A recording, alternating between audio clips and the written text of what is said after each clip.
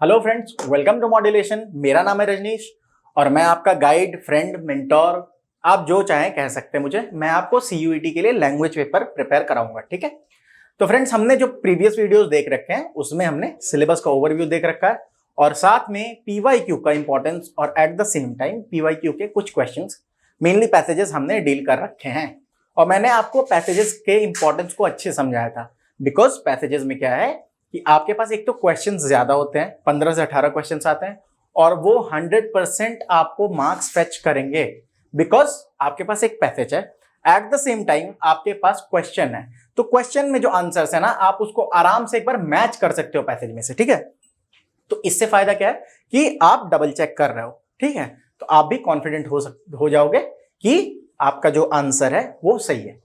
तो इसलिए मैं आपको सजेस्ट करूंगा कि प्लीज आप पैसेजेस पूरे आंसर करें, क्योंकि आपके पास 10 क्वेश्चन के ऑप्शंस होते हैं। 50 में से कितने क्वेश्चन करने हैं? 40, और आप 10 क्वेश्चन छोड़ सकते हैं। प्लीज पैसेज में से मत छोड़िए, बिकॉज पैसेज आपको 100% मार्क्स फेच करके देगा। वोकैब एक ऐसा पार्ट है जिसमें थोड़ा टेक्निकल है, थोड़ा प्रॉब्लम आ सकती है। तो इसलिए मैं बोल रहा हूं पैसेजेस को पहले कंफर्म आप पूरा कर लें, उसके बाद फिर वोकैब की तरफ जाए। और वोकैब अगर आपको सारे के सारे आ रहे हैं तो उससे अच्छा कुछ नहीं हो सकता, फिर तो 200 आपके आएंगे ही आएंगे, ठीक है। चलिए, तो हम पैसेजेस को हमने देख रखा है, 2 पैसेजेस को। अब हम थर्ड पैसेज को देखने वाले हैं, ठीक है। ये प्रीवियस ईयर में आ चुका है, इसीलिए इंपॉर्टेंट है और इसीलिए मैं आपको करा रहा हूं। चलिए देखते हैं थर्ड पैसेज। ये थोड़ा बड़ा पैसेज है तो बेयर विथ मी। चलिए देखते हैं पैसेज क्या है। पैसेज जो है ये थोड़ा सा जो लिटरेरी पैसेजेस होते हैं उनकी तरफ जा रहा है। Unhappiness and discontent spring not only from poverty. Man is a strange creature, fundamentally different from other animals. He has far horizons, invincible hopes, creative energies, spiritual powers. If they are left undeveloped and unsatisfied, he may have all the comforts which wealth can give, but will still feel that life is not worthwhile. देखिए ये passage क्या कहना चाह रहा है, आपको at the outset समझ में आने लगता है कि पैसेज किस तरफ जा रहा है, ठीक है। तो ये थोड़ा सा जो इस पैसेज में जो लैंग्वेज यूज करा गया है वो थोड़ा टफ हो सकता है आपके लिए, but at the same time मैंने ये नोटिस किया है कि आपके पैसेज भले ही टफ हो, समझने में थोड़ा आपको थोड़ी ज्यादा डिफिकल्टी है, but at the same time आपके क्वेश्चंस बहुत ईजी होते हैं। चलिए हम देखेंगे इसमें भी। तो ये क्या है पैसेज कि unhappiness and discontent spring not only from poverty. तो ये this is a general perception that if you are poor, if you are suffering from poverty, it means that you will be unhappy and discontent. Discontent का मतलब जो संतुष्ट नहीं है, संतोष ना होना, ठीक है। तो ये एक परसेप्शन है और it is true in most of the cases but not true in 100% of the cases. So the author is trying to say that सिर्फ आदमी गरीब होने की वजह से वो अनहैप्पी और डिस्कॉन्टेंट नहीं होता है। इंसान जो है एक थोड़ा अलग किस्म का क्रीचर है, प्राणी, ठीक है, अलग है, जंतु। क्यों? क्योंकि अलग मैन जो है, बोलते हैं ना कि man is a social animal, तो हम एनिमल के ही कैटेगरी में आते हैं। एनिमल और प्लांट दो कैटेगरी है ना, तो हम एनिमल की कैटेगरी में आते हैं। तो we are different from other animals. How? देखते हैं। He has far horizons, invincible hopes, creative energy, spiritual powers. क्योंकि इसके पास ये सारी चीजें हैं। कौन कौन सी चीजें हैं? तो फार होराइजन्स, सोचने की क्षमता बहुत ऊपर है, ठीक है। इसके जो मस्तिष्क में ये जो देखता है चीजों को, काफी ऊंचे स्तर पे देखता है। अभी हम गए ना चंद्रयान 3। इनविंसिबल होप्स, इनविंसिबल का मतलब क्या होता है? देखिए ये सारे वर्ड्स आप प्लीज नोट डाउन करते रहें। मेरे तरफ से जो वर्ड्स मुझे लगेंगे कि आपके लिए टफ हो सकते हैं वो मैं आपको एक्सप्लेन कर दूंगा। एट द सेम टाइम कोई अगर वर्ड आपको नहीं पता हो और वो मैं अगर मुझे लग रहा है कि मैं इसको ना बताऊं क्योंकि ये इजी वर्ड है, तो अगर आपको नहीं पता तो आप अंडरलाइन करके प्लीज उसको सर्च कर लें। इनविंसिबल होप्स, इनविंसिबल मतलब क्या होता है कि आप जिससे जीत नहीं सकते उसको इनविंसिबल बोलते हैं, जो जीता ना जा सके। Invincible hopes, creative energy, creative होता है ना इंसान।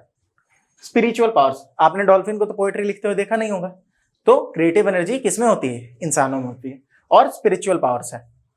स्पिरिचुअल पावर मतलब वो क्या है कि जो इंसान मतलब बाकी के जानवर होते हैं उनकी नीड्स क्या क्या होती हैं, फूड तक वो लिमिट हो जाती है, फूड शेल्टर वगैरह की, रहने की जगह हो और खाने को मिल जाए।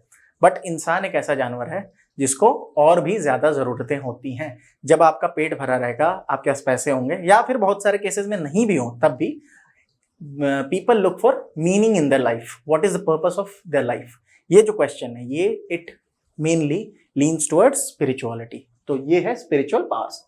और अगर इनको अनडेवलप्ड, ये डेवलप नहीं हो पाए और अनसेटिस्फाइड रह जाए, इंसान सेटिस्फाई नहीं हो पाए ये सारी चीजें, उसके पास सारे कंफर्ट्स हो सकते हैं which wealth can give.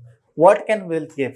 Wealth can give you material free, material comfort. Okay, कि आपका घर बहुत अच्छा हो सकता है, आलीशान बंगले में आप रह सकते हो, और आपका बेड बहुत अच्छा हो सकता है। वो किसी ने बहुत अच्छा कहा है कि जो बेड है, जो पैसे हैं, it can give you nice bed but it can not give you sound sleep. ठीक है, तो वही चीज है कि wealth can give you a nice and comfortable bed but it can not give you sound sleep. तो वही चीज है कि आप अगर इन सारी चीजों को फुलफिल नहीं किया जा सके, तो वो जो है जितनी भी कंफर्ट्स वेल्थ आपको दे सकती हैं, वो उसके बावजूद उसको लगेगा कि लाइफ इज नॉट वर्थवाइल। ठीक है, the great humanist writers Shaw and Wells, Arnold Bennett and Galsworthy, who are regarded as the prophets of the dawn, expose the foibles, inconsistencies and weaknesses of modern life, but they ignore the deeper currents and sometimes misrepresent them. ये कुछ writers के नाम हैं जो कि बहुत important writers हैं। GB Shaw, George बर्नेट Shaw के बारे में है, एच.जी. वेल्स के बारे में बात है। एच.जी. वेल्स, ये शायद कोई नॉवल आपने 12th में पढ़ी होगी मेरे हिसाब से, द इनविजिबल मैन उसी की है। तो आर्नोल्ड बेनेट के बारे में और जॉन गोल्सवर्दी के बारे में लिखा है इन्होंने। और प्रॉफिट का मतलब क्या होता है आपको पता ही होगा, लेकिन फिर भी मैं बता दूं, मैसेंजर ऑफ गॉड, उसे प्रॉफिट कहते हैं।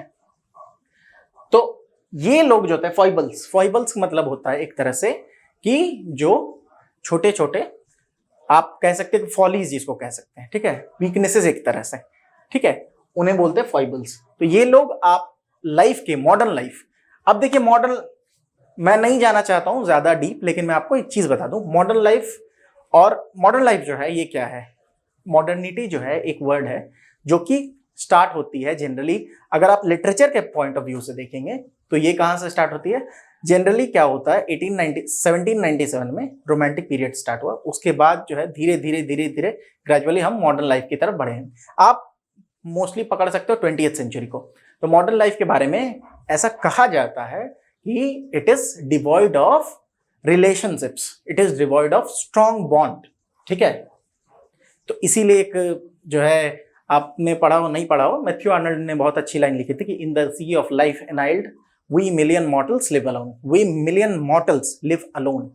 भले ही हमारी तादाद बहुत ज्यादा है, पॉपुलेशन ज्यादा है, but we live as an individual and we live alone, हम अकेले हैं। ठीक है, चलिए इतना ज्यादा ज्ञान ना लेके हम ज्यादा इस पे फोकस करें। तो उन्होंने मॉडर्न लाइफ के वीकनेसेस के बारे में बताया है, लेकिन जो और भी चीजें हैं जिनको उन्हें बताना चाहिए था, वो उन्होंने उसको स्किप कर दिया है, मतलब जानबूझ के तो नहीं, ये ऑथर का पॉइंट ऑफ व्यू है, ये ऑथर जो है वो ये बता रहे हैं। और बहुत सारे केसेस में इन्होंने मिसरिप्रेजेंट किया है, सही प्रेजेंटेशन नहीं दिया है। At any rate they give nothing in their place, in the void left by the removal of tradition, morality and religion, there others are putting in vague sentiment of race and power. क्या कह रहे हैं ये कि चूंकि क्या हुआ है कि tradition, we have lost tradition. Europe के बारे में खास करके कहा जाता है कि दे हैव प्रोग्रेस्ड, ठीक है, they have progressed by leaps and bounds but they don't know what their roots are. ठीक है, तो वही चीज है कि ट्रेडिशन के छूट जाने से, मोरालिटी जो है, अभी बोलते हैं ना कि कलयुग है, क्यों बोलते हैं? इस कहने का मतलब ये है कि there is degradation of morality, religion is not so powerful these days, मतलब practicing people who are practicing religion, they are not so religious, इसका मतलब ये हुआ। एंड इसकी जगह कोई भी चीज, बोला जाता है ना कि कोई भी चीज वैक्यूम में नहीं होती, ये आपने सुना होगा। तो वही चीज है कि अगर इन सारी चीजों को आप हटा दें, साइड कर दें, तो दूसरे लोग जिनका हो सकता है एजेंडा हो या कोई उनको किसी चीज से प्रॉब्लम हो, वो उसकी जगह पे कुछ और लाके आपको, अगर आप नहीं पढ़ाई कर रहे हो, सीधी सी बात है, आप पढ़ाई नहीं कर रहे हो, मन से पढ़ाई नहीं कर रहे हो, आप रील्स देख रहे हो, तो रील्स के थ्रू जो लोग जो डालना चाह रहे हैं आपके मन में भर देंगे। उसी तरह अगर ये सारी चीजें हटा दी गई या ये सारी चीजें धीरे धीरे अपने आप हट गई, तो क्या हुआ कि इसके जगह पे जो चीजें आ गई वो है रेस और पावर। ठीक है, पावर की बातें होने लगी, रेस की बातें होने लगे। ज्यादा डिटेल में ना ही जाए हम तो बेहतर है। The modern mind is shaped by Rousseau social contract. ये कुछ फिलोसोफर्स, कम आप ऑथर्स कह सकते हैं इनको, जो ये बहुत ग्रेट लोग हैं जिनका नाम यहाँ लिखा गया है। रूसो ने सोशल कॉन्ट्रैक्ट का आइडिया दिया था, ठीक है। इसको कोई एक क्लास होगा तो मैं आपको एक्सप्लेन कर दूंगा डिटेल में। मार्क्स कैपिटल, उसने दास कैपिटल एक लिखा था, कैपिटलिज्म के जो प्रोपाउंडर माने जाते हैं वो मार्क्स माने जाते हैं। Darwin's on the origin of species. Origin of species क्या था कि पहले लोग रिलीजियस बहुत ज्यादा होते थे, रिलीजन को जो है वो फर्स्ट एंड फॉरमोस्ट प्लेस देते थे। बट जब डार्विन ने उन्होंने एक बुक लिखी on the origin of species, तब एक ये जो टसल क्रिएट हुआ, साइंस वर्सेस रिलीजन, तो उसके बारे में बात हो रही थी। And Spengler's the decline of the west, Spengler ने ये लिखी थी बुक। तो मॉडर्न माइंड इन्हीं किताबों से बहुत ज्यादा प्रभावित है। The outward chaos and confusion of our life reflect the confusion of our heart and minds. तो जो हमारे लाइफ में जो कंफ्यूजन है, जो केओस है, ठीक है, वो क्या रिफ्लेक्ट करता है? हमारे हार्ट के कंफ्यूजन और माइंड के कंफ्यूजन को। कॉन्स्टिट्यूशंस सेज प्लेटो। देखिए मैं आपको एक यहाँ पे चीज बता दूं, ये जो पंक्चुएशन मार्क्स होता है ना, जैसे अपॉस्ट्रोफी, कॉमा, ये सारी चीजें जो है कितनी इंपॉर्टेंट होती हैं। अगर मैं यहां से ये अगर हटा दूं, चलो एक सेकंड के लिए, तो कॉन्स्टिट्यूशन सेज प्लेटो, तो इसका मतलब है कॉन्स्टिट्यूशन कहता है प्लेटो के बारे में। उसके बाद प्लेटो के बारे में बाद कुछ लाइन आएगा, लेकिन यहाँ क्या है, comma, constitution says Plato. Plato कहता है कि कॉन्स्टिट्यूशन के बारे में क्या, are but the reflection in the outside world of the values which prevail in men's minds. वो कुछ नहीं है बल्कि क्या है कि इंसान के मन में जो वर्ल्ड के वैल्यूज हैं वही उसी का आउटवर्ड रिफ्लेक्शन है वो, ठीक है। There must be a change in the ideals which cherish in the values we adopt, ठीक है। तो चूंकि क्या कहा जा रहा था थोड़ी देर पहले कि प्रॉब्लम क्या है कि जो चीजें होनी चाहिए थी वो हट गई हैं, तो और उनकी जगह बहुत सारी चीजें आ गई हैं, और इंसान जो है ही इज अनहैप्पी। तो उसके लिए क्या होना चाहिए, जो आइडियल्स है जिसको हम चेरिश करते हैं उनमें चेंजेस आने चाहिए, जो वैल्यूज हम अडॉप्ट करते हैं उनमें भी कुछ चेंजेस जरूरी हैं। Before we can give social expression to them, we help to secure the future only to the extent to which we ourselves are changed. What is missing in our age is the soul. There's nothing wrong with the body. We suffer from sickness of spirit. We must discover our roots in the eternal and regain faith in the transcendent truth which will order life, discipline discordant elements, and bring unity and purpose into it. If not, when the floods come and the winds blow and beat upon our houses, it will fall. ठीक है, तो यहाँ एक दो word पहले मैं आपको समझा दूं, फिर मैं इसको समझा देता हूँ। ट्रांसेंडेंट का मतलब क्या होता है और डिस्कॉर्डेंट का मतलब क्या होता है। ट्रांसेंडेंट का मतलब क्या होता है, ट्रांसेंडेंटल समथिंग, इसका मतलब होता है कि ट्रांसेंडेंटल बोलते हैं ना, मतलब जो कि इस दुनिया से परे का है, जो किसी चीज के आगे की चीज हो, उसे ट्रांसेंडेंट कहते हैं, ठीक है। तो वो हो गया ट्रांसेंडेंट। और डिस्कॉर्डेंट मतलब कि which creates a kind of tussle, fight, उसे डिस्कॉर्डेंट बोलते हैं। तो वही ये कहना चाह रहा है कि हम जो है हमारे एज में क्या मिसिंग है कि हम जो है सोल को मिस कर रहे हैं। There is nothing wrong with the body, कहने का मतलब है कि स्पिरिचुअल ग्रोथ उतनी ज्यादा नहीं हो पा रही है, ठीक है। बॉडी आपका ठीक है आप, लेकिन मेनली क्या है कि आप अपने सोल को क्वेंच नहीं कर पा रहे हो, सोल के हंगर को सेशिएट नहीं कर पा रहे हो, और इसलिए हमें अपने रूट्स को डिस्कवर करना चाहिए। हमें हमेशा इस बात पे ध्यान देना चाहिए कि we should always focus on where we are going, but at the same time we should never be forgetful of where we come from, ठीक है, वेयर वी केम फ्रॉम। तो ये चीज है, और इसके द्वारा जो है लाइफ में यूनिटी और पर्पस आपको मिलेगा। और अगर ये सारी चीजें नहीं हैं तो यही है लास्ट लाइन का मतलब कि if not when the floods come and the winds blow. ये विंड्स और फ्लड्स की जो बात हो रही है ये मेटाफोरिकल हैं, ये सिंबॉलिक हैं। ये क्या कह रहे हैं कि कभी कोई ऐसा टाइम आ गया जहां पे कि बहुत ज्यादा प्रॉब्लम्स, या कोई एक टसल जोन, कोई एक ऐसा टाइम आ गया जहां पे बहुत ज्यादा प्रॉब्लम्स आ गई हैं लाइफ में। तो अगर आप ट्रेडिशन से जुड़े हुए हैं, अपने रूट्स को जान रहे हैं, तो आप वहां वापस जाके उनके जो सोल्यूशन उसको ढूंढ सकते हैं। अगर नहीं, then you will fall, you will crumble like a deck of card, ठीक है। चल क्वेश्चन देखते हैं। थोड़ा टफ लग रहा होगा आपको, लेकिन अब क्वेश्चन देखिए कितना इजी क्वेश्चन होता है, क्योंकि ऑप्शंस इजी हैं। क्वेश्चन इजी टफ जनरली नहीं होते हैं, ऑप्शन इजी टफ होते हैं, ठीक है। जैसे देखते हैं, the author implies that if the eternal values and ideals are not regained, then अगर इटर्नल वैल्यूज और आइडियल्स नहीं रिगेन किए गए तब क्या होगा। मैंने आपको बताया ही, the world will be flooded, last line जो था, नहीं वो फ्लड क्या था, सिंबॉलिक था। The sky will fall, symbolic है ये सारी चीजें। The earth will get sucked into a black hole, ये कहीं आया ही नहीं है, तो सी नंबर ऑप्शन पढ़िए, the human civilisation and society will be ruined for ever.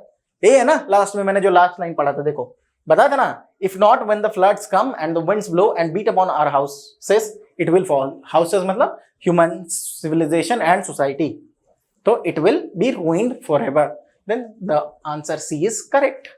Simple, देखो ऑप्शंस में से आराम से जो है इजीली हम कर पा रहे हैं। Next question, according to the author the humanist writers have ignored, humanist writers ने क्या इग्नोर किया। मैंने आपको बताया कि उन्होंने बहुत सारी अच्छी चीजें की हैं जो कि ऑथर ने आपको बता रखा है, बट उन्होंने किस चीज को इग्नोर किया है, the spiritual aspect of life, इसको इग्नोर कर दिया है, ठीक है। रिलीजन और रिचुअल्स पे बहुत ज्यादा फोकस है नहीं, रिलीजन और कल्चर मतलब रिलीजन और रिचुअल्स इनकी बहुत ज्यादा ओवरली बातें हुई नहीं है, इसमें क्या है स्पिरिट पे ज्यादा फोकस है और ट्रेडिशन पे ज्यादा फोकस है। कल्चरल प्रोग्रेस, मटेरियल वेलफेयर की बात एकदम नहीं हुई है।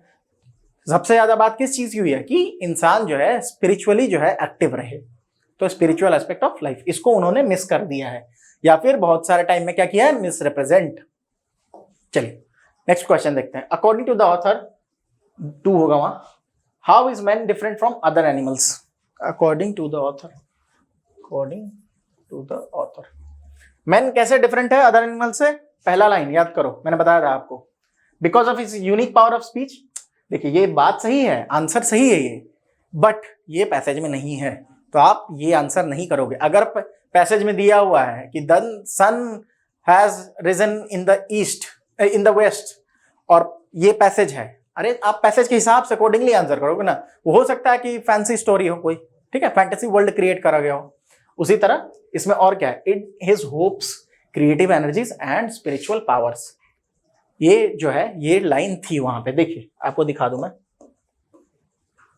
हाँ, he has far horizon, invincible hope, creative energies, spiritual powers, ये है ना कि man is a strange creature, fundamentally different from other animals, उसका रीजन यही है। तो इसका आंसर क्या हो जाएगा, in his hopes, creative energies and spiritual powers।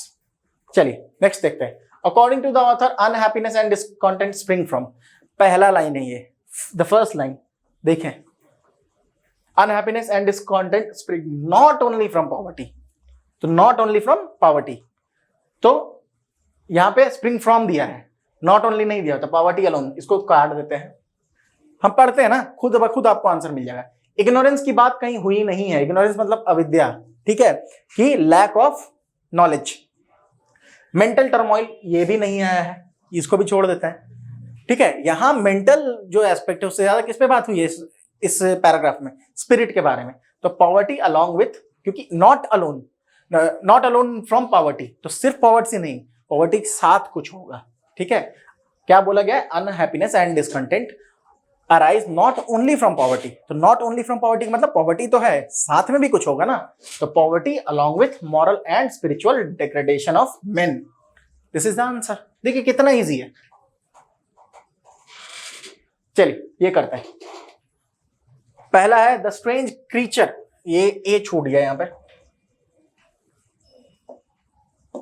हाँ, द स्ट्रेंज क्रीचर छोड़िए, यहां पे देखते हैं इसका answer, the strange creature man is fundamentally different from other animals. First line था या सेकंड लाइन था ये, तो 1 का 3। आपके ऑप्शंस इतने इजी होते हैं ना, आप देखो A3 कौन सा दिख रहा है, ये वाला दिख रहा है, A1, A2, A4, बस यहीं से आंसर निकल गया आपको, और चेक करने की आपको जरूरत ही नहीं है, फिर भी हम देख लेते हैं, ठीक है। चलो चेक कर लेते हैं, प्रॉफिट्स ऑफ डॉन आर, अब आप बोलोगे सर आपने बोला था कि सारे के सारे ऑप्शंस पढ़ने हैं, मैचिंग में सारे के सारे ऑप्शंस नहीं पढ़ने, अगर इस तरह से एलिमिनेट हो जाए तो। प्रॉफिट्स ऑफ डॉन आर क्या है, कौन कौन से थे प्रॉफिट्स ऑफ डॉन के बारे में, किसके किसके बारे में बताया था, शॉ एंड वेल्स और आर्नोल्ड एंड गोल्सवर्दी, ठीक है। 4, the famous book written by Rousseau, Rousseau के बारे में, रूसो सोशल कॉन्ट्रैक्ट, तो ये हो जाएगा 1, और ऑटोमेटिकली ये 2 हो जाएगा। Our age is missing out on spiritual development. यही जो है ना मेनली यही है जो ऑथर ने जो लिखा है इसी बारे में लिखा है, स्पिरिचुअल जो लैक ऑफ स्पिरिचुअल डेवलपमेंट है ना उसी के बारे में। तो A3 B4 C1 D2, A3 B4 C1 D2, तो ये आंसर हो गया। अब चलिए नेक्स्ट क्वेश्चन देखते हैं हम। लास्ट क्वेश्चन है, despite enjoying all comforts that wealth can provide, men will still feel incomplete and unhappy if, मैंने बताया था कि wealth can give you happiness, it can give you material happiness, ठीक है। तो अगर if you are comfortable, if you have enough wealth and you are enjoying the material happiness that you can accumulate from wealth, still you can be lacking in किस चीज में, आप किस चीज में, you can be incomplete and unhappy if spiritual growth, सीधी सी बात है। तो if he is prevented from mingling in the society, ये हमारे पैसेज में आया ही नहीं था कहीं पे। His hopes, creative energies and spiritual powers are unsatisfied. He is resulted by his friend, he has failed to enrol in a central university in India. आपको तो बहुत ज्यादा इंपॉर्टेंट यही लग रहा होगा फिलहाल कि to enrol in central university in India. मस्ती से पढ़ेंगे, सब हो जाएगा, आराम से पढ़ना है। His hopes, creative energies and spiritual powers are unsatisfied, ठीक है। तो ये मेनली ये जो फोकस था इसका किस पे था, ये फोकस था स्पिरिचुअल ग्रोथ के ऊपर। मैंने आपको बताया था ना कि हम दो तरीके से आज पैसेज को डील करना सीखेंगे। एक तो मैंने आपको बता दिया कि डायरेक्टली जो फर्स्ट तरीका था कि आप पैसेज को आराम से पढ़ लो और उसके बाद फिर उसको आंसर कर दो, ये तो मैंने आपको एक तरीका बता रखा है।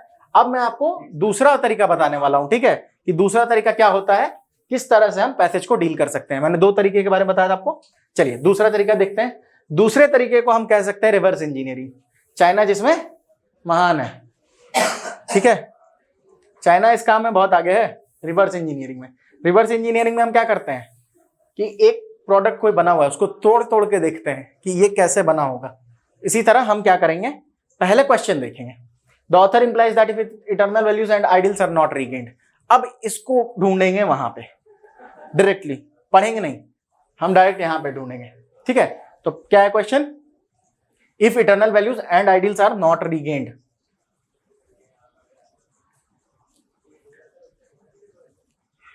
यहां पे देखते हैं।